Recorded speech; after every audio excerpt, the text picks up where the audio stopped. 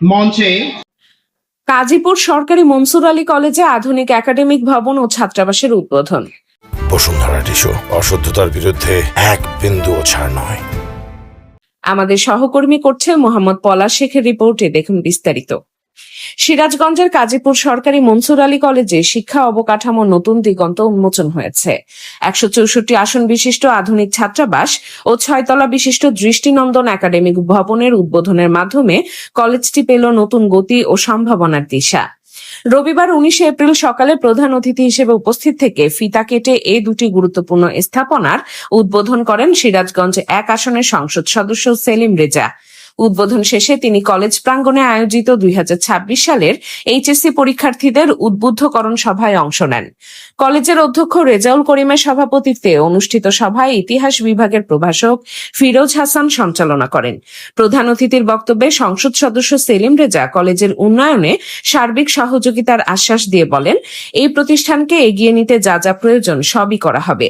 মসজিদ নির্মাণ ও খেলার মাঠ উন্নয়ন সহ সার্বিক অবকাঠামো গড়ে তোলা হবে। আমার লক্ষ্য এই কলেজকে বিভাগের সেরা প্রতিষ্ঠানের কাতারে নিয়ে যাওয়া।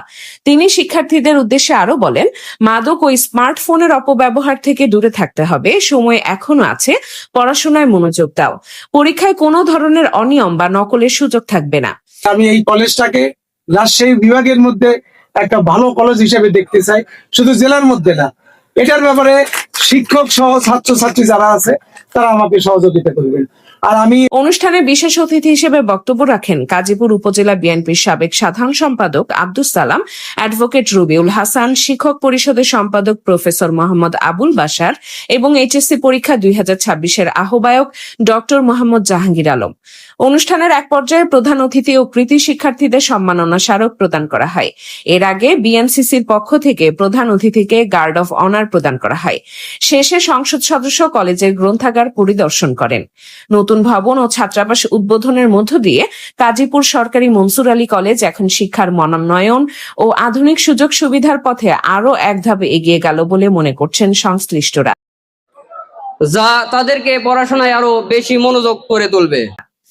SMP news 24 news desk.